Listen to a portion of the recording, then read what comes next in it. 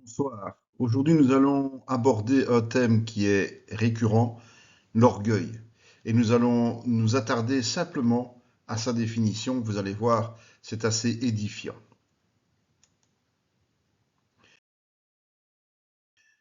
Posons d'abord deux principes généraux. Parler de l'orgueil, c'est automatiquement révéler la voie de la perdition par excellence.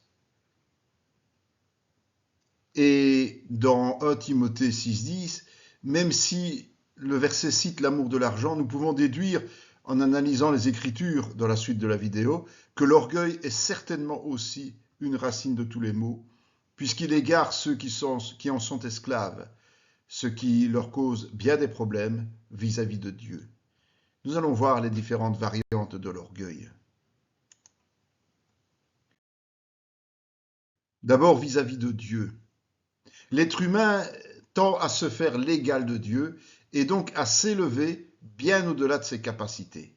Cela le pousse à désirer connaître plus que ce que Dieu est disposé à partager avec lui pour son bien. Finalement, il s'accapare les mérites et la gloire qui appartiennent uniquement à Dieu. L'orgueilleux rejette la vérité parce que cette vérité le dérange et il va y désobéir de plein gré.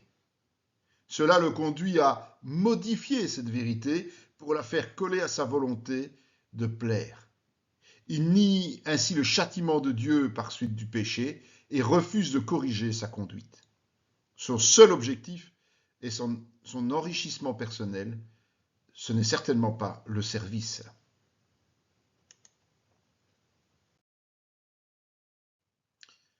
Par rapport à lui-même, on peut dire que certains cherchent à se mettre en valeur aux yeux des autres, oubliant que c'est à Dieu qu'ils doivent plaire et pas aux hommes.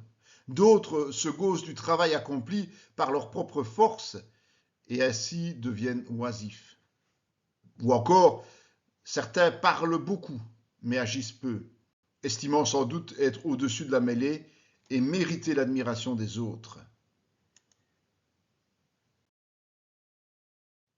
Faire passer sa propre volonté avant celle de Dieu, c'est aussi de l'orgueil. Comme l'amour du monde qui l'emporte sur celui de Dieu. Finalement, les prétentions de chacun sont surfaites.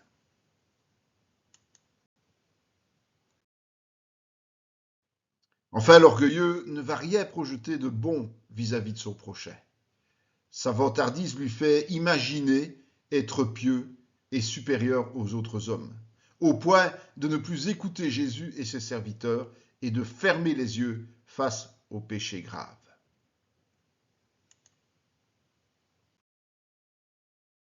Intéressé par ce genre d'études, venez nous rejoindre sur nos différentes plateformes car nous avons beaucoup à vous proposer. Soyez bénis.